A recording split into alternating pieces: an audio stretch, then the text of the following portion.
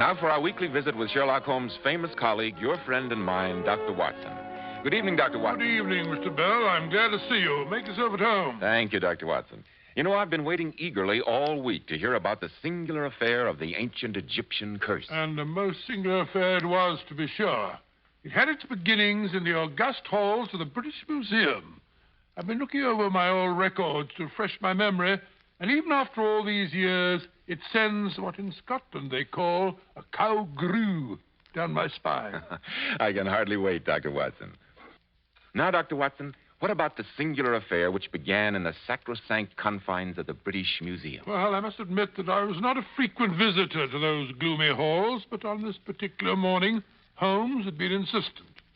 All the scientists in London, especially the archaeologists, were agog over the arrival of Lord Cranwood's sensational Egyptian discoveries. For several days, Holmes had been deeply immersed in research among the Cranwood antiquities, so that now I found myself in the Egyptian gallery of the British Museum. I say, Watson, look here.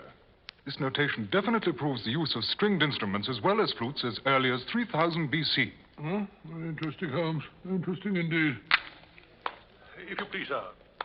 Smoking is absolutely forbidden. Huh? Oh, all right. Hello, Holmes. Oh, Watson, I don't think you know Professor Halliday of the British Museum.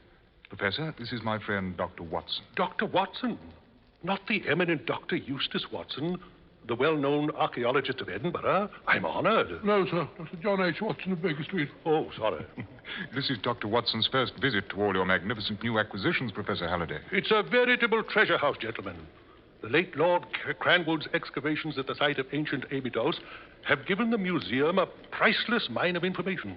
And yet the price in human lives has not been inconsiderable. First Lord Cranwood himself, only a few days after the shrine of Harshafit was opened. A man of almost 80, Mr. Holmes. The strain and excitement of the discovery were too much for him. No doubt. And then a month later, Dr. Dumas, disappearing mysteriously from camp, only to be found hopelessly insane and babbling madly before he died. And young Wilson vanished into thin air and assumed to have been lost overboard from the ship that was bringing the expedition back to England. Oh, it was a calm, moonlit night. Don't tell me that you, of all people, believe this newspaper talk of Harshafit's curse, Mr. Holmes. I believe nothing that is not susceptible of proof, Professor. Evidently, the new Lord Cranwood is quite undisturbed by any threats of a curse upon his family. I've seen him working here every day this week. Oh, is that Lord Cranwood? Yes, the heavy-set, middle-aged man over there, just beyond that fifth sarcophagus. Fifth which? The chap with the rather florid face, just packing those notes into his briefcase. Oh, looks fit enough, I must say. Judging from his appearance, I should think that the curse of, what's-his-name, wouldn't have much luck with him. You'll excuse me, gentlemen. I want a word with Lord Cranwood before he leaves. I say, Holmes, supposing I run along, I'll meet you at the club for lunch and... Lord Cranwood, what's the matter? Why, he's collapsed. Quick, Watson. I don't understand. He just seemed to keel over. Let me take a look at him. You were standing right beside him, Professor. Just what happened? I was speaking to him. He clutched his throat, tried to say something, and collapsed. Holmes. Yes, Watson? The man's dead. Impossible. Cause of death, Watson? Well, I should have said heart, but... But the curious rigidity of the muscles of his hands and throat aren't consistent with that diagnosis. Is that it, Watson? Quite correct, Holmes. You would better notify Scotland Yard at once, Professor Halliday. Scotland Yard? Mr. Holmes, are you suggesting... I suggest nothing, Professor Halliday. But Lord Cranwood has died extremely suddenly. In view of the 3 previous deaths which have occurred among the members of the expedition, I feel that this is definitely a matter for the police. I'll send for them at once. I'm certain, Watson, that a second look at Lord Cranwood's body will suggest to your mind a cause of death with which you cannot be unfamiliar after your army career in India. The congested eyeballs, the rigid neck muscles. You mean snake bite? Precisely. The bite of some venomous and highly poisonous snake is the only cause consistent with these appearances. But there are no snakes here in the British Museum. That, Watson, is why I sent for Scotland Yard.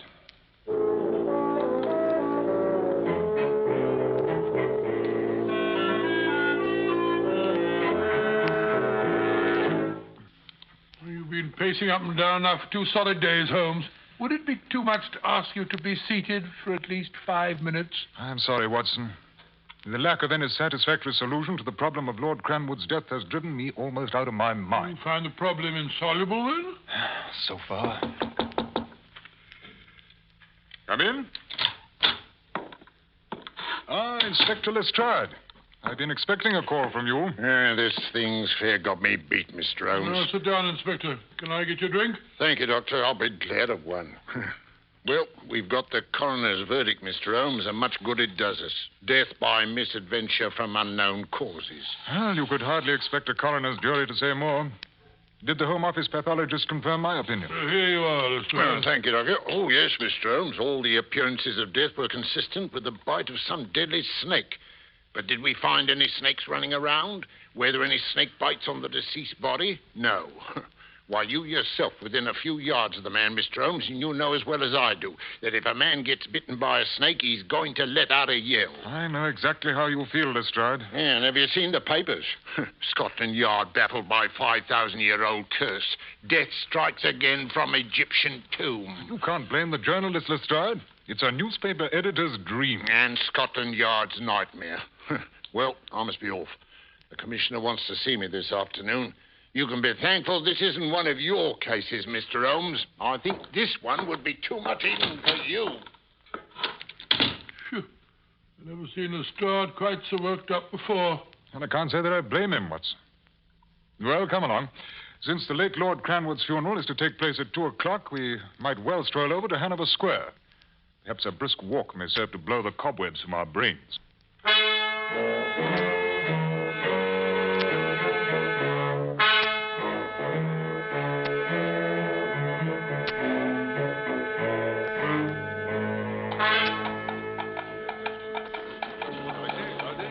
First time I've known you stand about outside a church at a funeral, Holmes, peering at the relatives of a dead man. I'm anxious to see the new Lord Cranwood, as well as his relatives. He was a nephew of the late Lord's, you know, and the family's interest in Egyptology has been inherited by him, along with the title. Here they come. And there's the new Lord Cranwood. I wouldn't want to be in his boots with a curse hanging over me head. There's Lord Cranwood, Watson. Husky-looking young chap. Looks as though it'd take more than a family curse to get him down. Who's that coming after him, the pale young fellow in the wheelchair? His cousin, Mr. Neville Robertson, I believe. Been hopelessly paralyzed ever since boyhood. Horse rolled on him while hunting. Yes, the lines of pain and suffering are very evident in the poor fellow's face. That must be Robertson's older brother, Mr. Oliver Robertson. That rather heavy-set young man just coming out. I assume that's his wife with him, the girl with the black veil. Well, it's rather rough on them, all these curious people staring. Come along, Holmes. Let's be off. Very well, Watson. I've seen all that I beg your pardon, sir, but aren't you Mr. Sherlock Holmes? Yes? Oh, my name's Oliver Robertson. Fortunate coincidence, my seeing you here. I'd intended sending you a message this evening. A message? Yes, I wanted you to... Well, this is hardly the place to discuss such matters. Look, I'm staying at my cousin, Lord Cranwood's house. I wonder if you'd be good enough to come there this evening. Would 9 o'clock be satisfactory? Excellent, Mr. Holmes. Good day, sir. Good day, Mr. Roberts.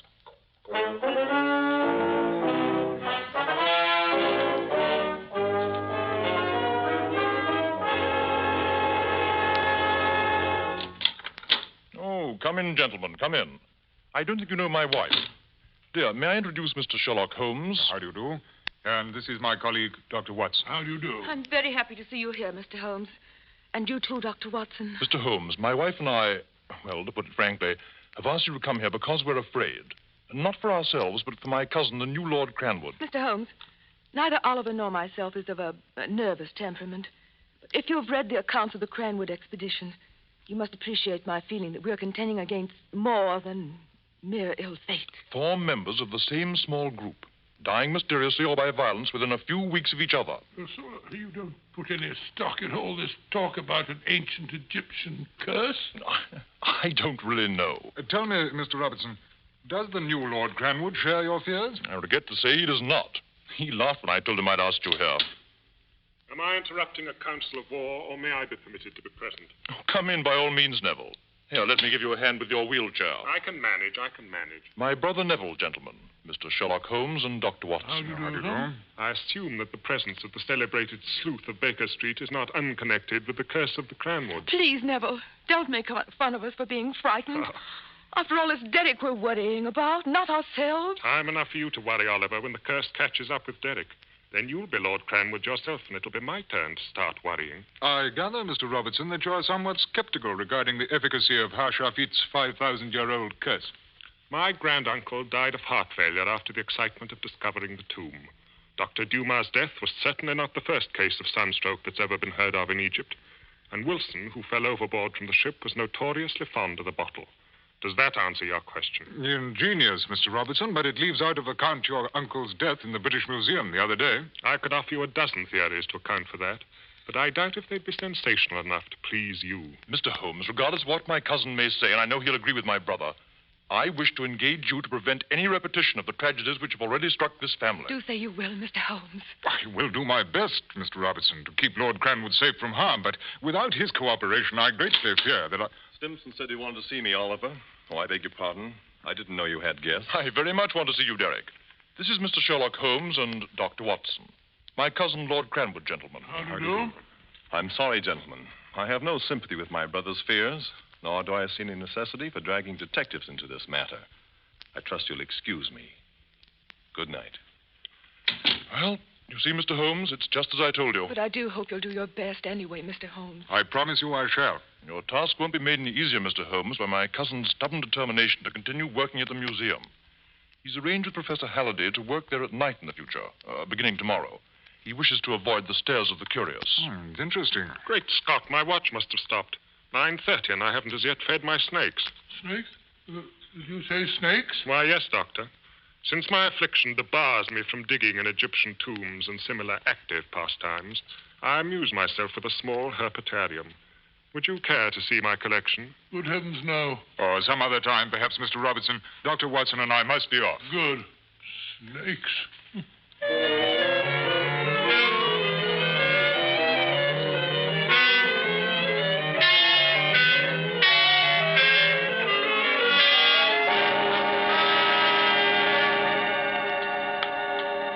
I must say, Holmes, that I find that sinister cripple Neville and his nasty collection of poisonous reptiles highly suspicious. Well, there's no doubt that Neville's personality has been warped by his affliction. And the availability of snake venom is, of course, significant. And look at his motive, Holmes. Look at his motive. The Cranwood title and the Cranwood fortune. But there's one thing you've forgotten, Watson. Even if the new Lord Cranwood were to die, it would be Neville's older brother who would inherit. Oliver and his wife would become Lord and Lady Cranwood. Are you trying to tell me that a murderer who'd killed two men would boggle at a third? If Cranwood dies and Oliver gets the title, he'd be the last barrier Neville's way. I don't like to say it, Holmes, but for once you seem to be singly obtuse about the facts of this case. Possibly, Watson. At any rate, I intend that you and I shall be present, although concealed, when Lord Cranwood visits the Egyptian galleries tomorrow night. You mean that you anticipate an attempt upon his life? As I have told you on previous occasions, Watson, it's a great mistake to theorize ahead of one's data. Mr. Holmes, you don't really put any faith in all this talk about the supernatural curse? Do you, Watson? Oh, dash it, no, of course not. Good. Well, then I trust that tomorrow night you will arm yourself with your service revolver. Oh, really? Yes, Watson. I should like to be in readiness for anything we may encounter at the British Museum, supernatural or otherwise.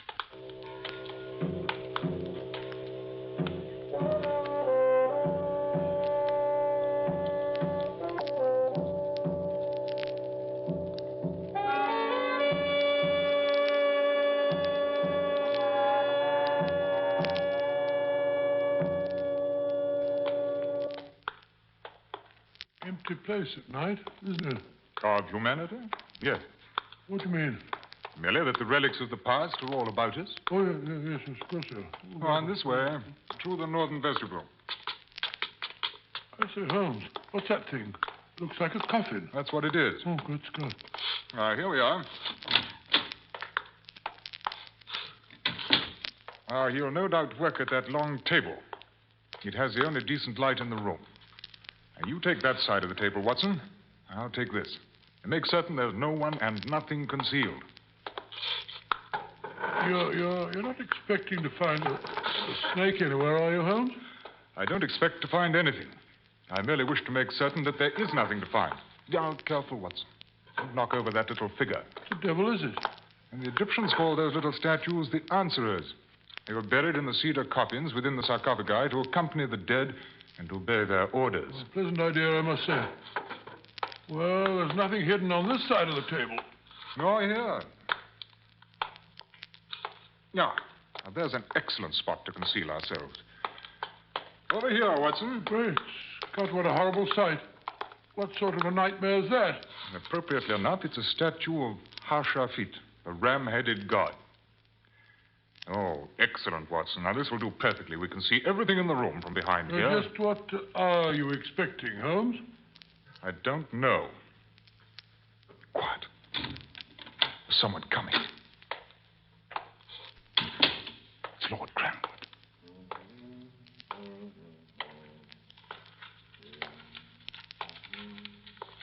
Yes, he's taking his papers out of his briefcase.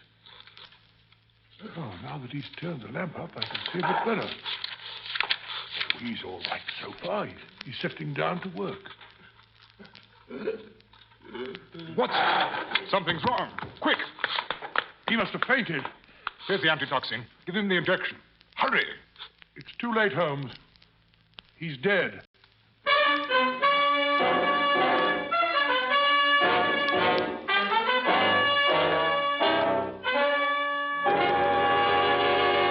In just a moment, we'll rejoin Sherlock Holmes and Dr. Watson as they endeavor to solve the mystery of the ancient Egyptian curse. And now back to Sherlock Holmes and Dr. Watson and our story.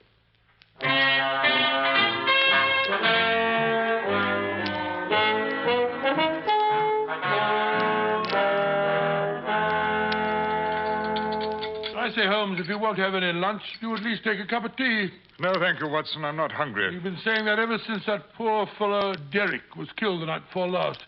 You simply must eat, Holmes. My appetite will return when I have a solution for this case, Watson, and not before. Well, I've hesitated to say it, Holmes, but if that man had died by any natural means in front of our very eyes, I'm perfectly certain that you would have solved the riddle. Well, if your hypothesis is correct, Watson, this case is not a matter of a mortal's minds. And that I refuse to admit. Well, we saw him come in. We saw him open his briefcase. He turned up the lamp, sat down. Thank you, Watson. Thank me for what?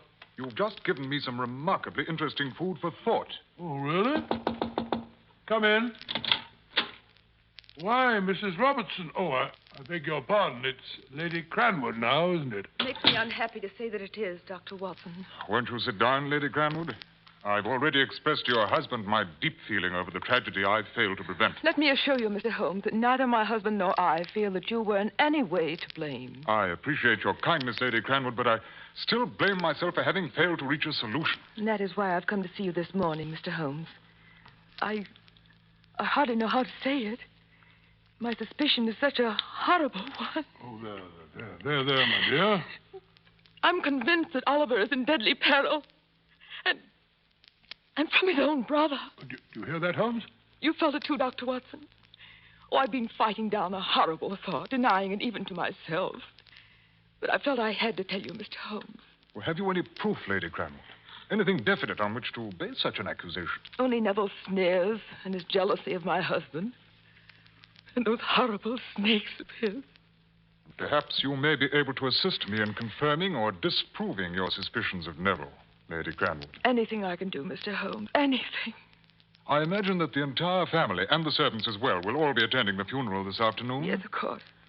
Then, if you will be good enough to leave me your key to the house, I shall take advantage of everyone's absence to go there and investigate one or two possibilities that have occurred to me. Of course, Mr. Holmes. Here is the key. Thank you. And one other thing. I should appreciate it if you would ask your husband to meet Watson and myself at the museum tonight, about 9 o'clock. At the museum? Yes. I feel that a reenactment of the late Lord Cranwood's death may bring us to a solution. If you think it's necessary, Mr. Holmes. I think it is vitally necessary. Very well. I will ask my husband to meet you at the museum at 9. I must go now. Goodbye. Goodbye, Dr. Watson. Goodbye. Poor woman, no wonder she's overwrought. Come, Watson. Your hat and stick. We have work to do. Cranwood's house, you mean? Well, I shall go there this afternoon. But meanwhile, I want you to take a note to Lestrade at Scotland Yard and personally see to it that he gets it. And then? Meet me at 9 o'clock tonight at the British Museum.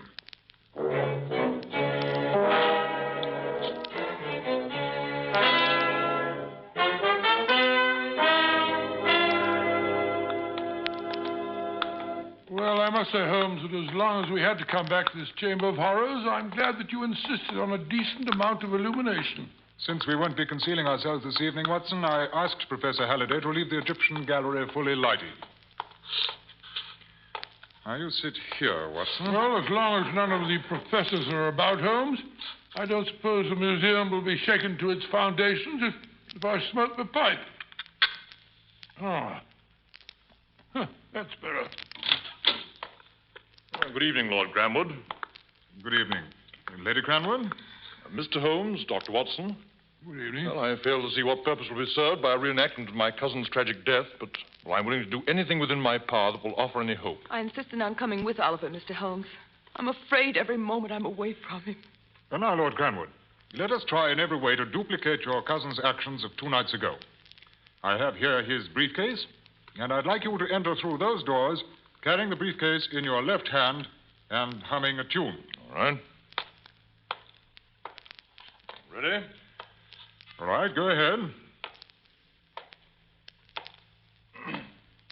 Now, put the briefcase down on this table. Take off your hat and coat and put them on the table. Any particular place you want them? Oh, just place them on the table as your cousin did. Now, open the briefcase. Ouch. I thought What were you about to say? Nothing. You were about to say, Lord Cranwood, that you thought the ingenious adaptation of the Borgia's poison needle had been removed from its mount in the briefcase lock. What on earth are you talking about? I found that fiendishly clever mechanism in your study this afternoon. Mr. Holmes, what do you mean? I mean that this briefcase was fitted with a poisoned needle, which was removed after Derek's death. Oh, no. And which I replaced when I found it at your house this afternoon. How horrible, how utterly vile. I also found some of the poison, Lord Cranwood. And I greatly fear that when I remounted the needle in the briefcase after my experiments, some of the venom may have remained on it. It was, Neville. Bluff, Holmes. It's sheer bluff. You wouldn't dare. If you think I'm bluffing, Lord Cranwood, why is your face going so pale? You're clutching your arm with your other hand. Why? Oliver! Fiend, it was poison. Oh, darling. My arm's swelling. It's going numb. There's no feeling left in my hand. No, Oliver. Mr. Holmes must be mad. Must you, Holmes? You've killed me. All right, I did it. I killed the others, but you'll never hang me. All right, Lestrade. There's your confession. It's a confession, all right, Mr. Holmes, but all you've given us is the corpse of a murderer. He's dead. You've killed him. Not a bit of it. He's only collapsed from fear. Holmes, the pain in his arm, the symptoms. Merely a harmless though painful solution which I placed on the poison needle. Oh. Catch her, Watson. She's fainting.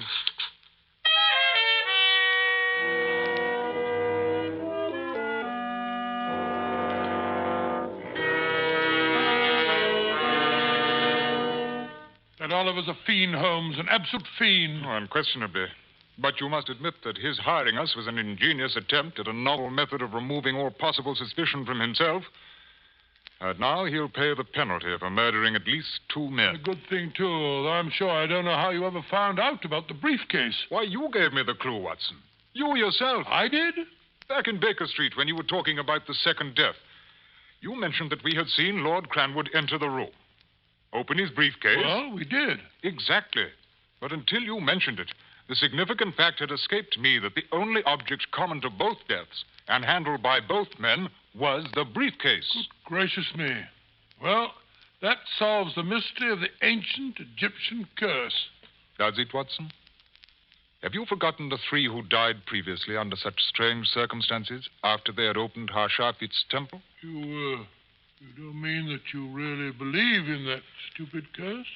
Those 3 deaths have still not been explained, and I doubt that they ever will be. There are powers, Watson, higher powers, of which we poor humans still know nothing.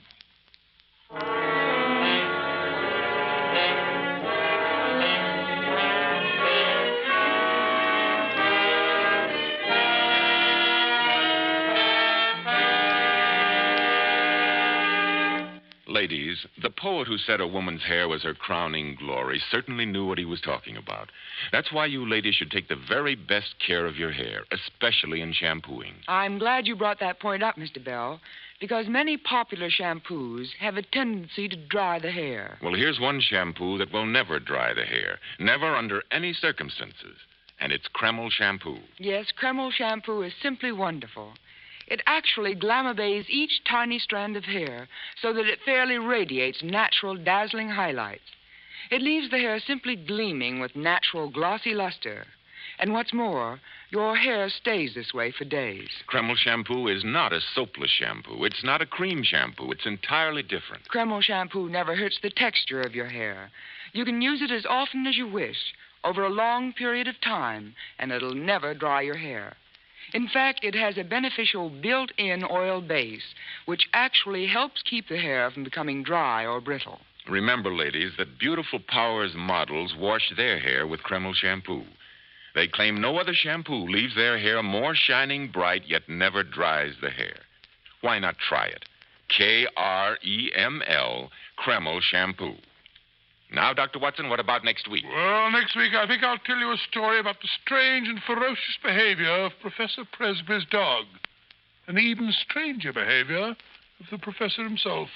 I call it The Adventure of the Creeping Man.